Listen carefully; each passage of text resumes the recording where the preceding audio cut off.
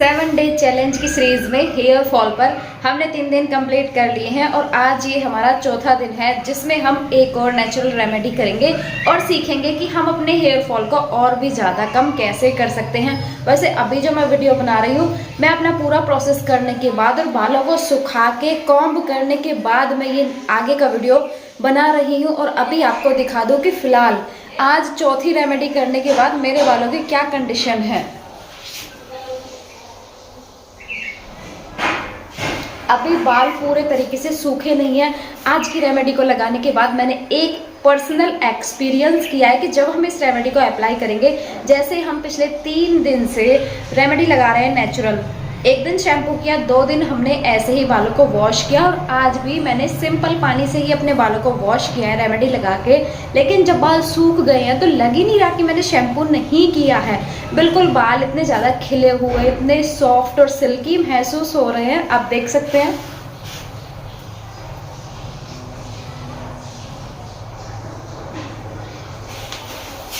सबसे पहले जानेंगे कि आज की रेमेडी को आपको किस तरीके से बनाना है। आपको एक लेना है विटामिन ई ऑयल का कैप्सूल, 1 बड़ी चम्मच glycerin, 1 tablespoon rosemary water, 1 बड़ा चम्मच आपको गुलाब जल लेना है, या तो बड़ा चम्मच लेंगे या फिर 2 से 3 चम्मच आप गुलाब जल की इसमें ऐड करेंगे। इन चारों चीज़ों को अच्छे से मिक्स कर लिया है और मिक्स करके आप इसे अपनी स्कैल्प पे लगाएंगे, अपने बालों की लेंथ में लगाएंगे।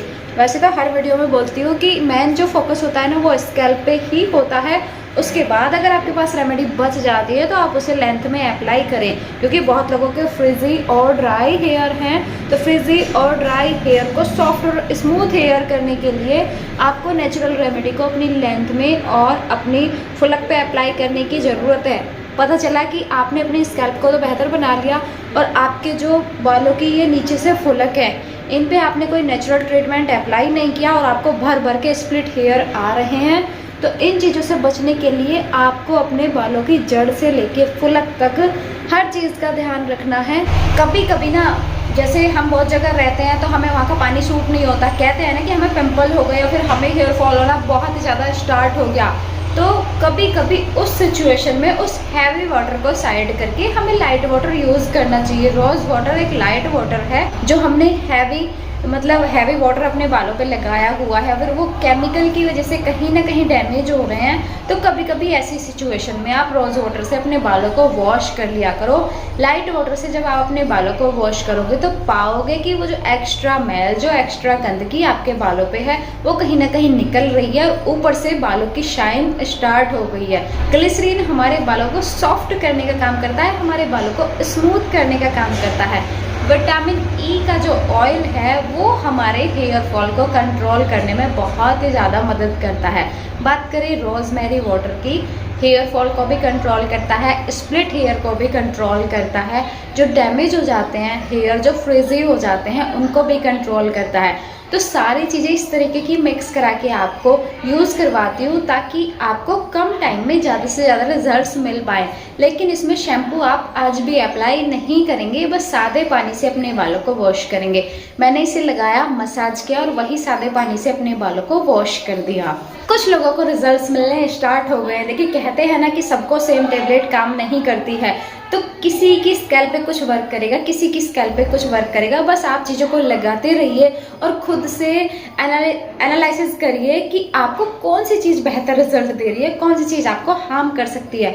मैं सिर्फ चीज़ें बता सकती हूँ, अप्लाई करके दिखा सकती हूँ और ये बता सकती हूँ कि चीज़ों के नेगेटिव रिजल्ट्स नहीं हैं, पॉजिटिव मिलेंगे। लेकिन जिस तरीके से एक सेम टेबलेट सबको आराम नहीं दे सकती, एक सेम डॉक्टर सबको आराम नहीं दे सकता, तो ठीक उसी प्रकार से एक सेम रेमेडी भी सबको आराम नहीं दे सकती। तो ये चीज़ों को लगा लगा के आपको खुद से सीखना होगा कि कब कौन सी चीज़ आपको बेहतर परिणाम दे रही है। जो सी चीज़ आपको लगे कि बेहतर रिजल्ट आपके बालों में दे रही है उसी चीज़ को आप सबसे ज़्यादा अपने बालों में अप्लाई करें। 7 डेज़ की सीरीज़ में कुछ लोगों के रिजल्ट्स आने स्टार्ट हो गए हैं कि हमारे बालों में ग्रोथ देखने को मिल रही है और हमारा हेयर फॉल में भी कहीं ना कहीं थोड़ा बहुत सुधार आ रहा है। जब 3 से 4 दिन में सुधार आ सकता है थोड़ा बहुत, तो जब चीज़ों को रेगुलर यूज़ करेंगे तो सोचो कितना ज़्यादा आपको परिणाम मिलेगा उस चीज़ का।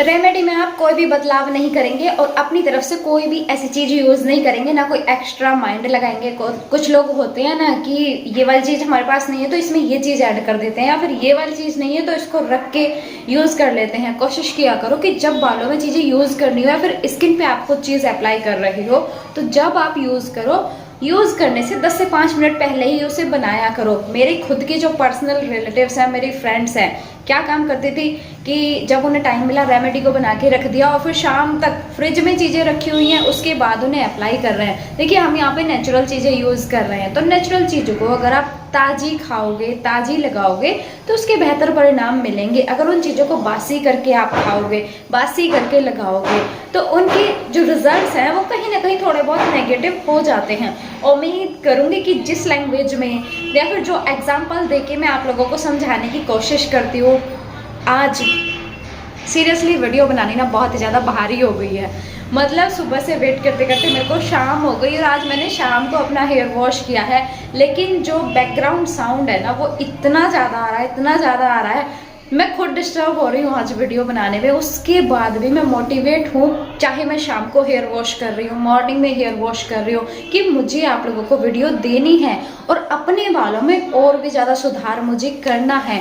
तो जब आप लोगों के कमेंट से, आप लोगों के शेयर और लाइक से मैं मोटिवेट हो सकती हूँ, तो आप लोगों को थोड़ा बहुत मोटिवेट होना चाहिए। बैकग्राउंड म्यूजिक इतना ज़्यादा है, उसके बाद भी मैं मतलब वेट किया कि नहीं, रुकना नहीं है, काम को करना है और रेगुलर करना है, वरना रिजल्ट्स माइनस हो जाएंगे।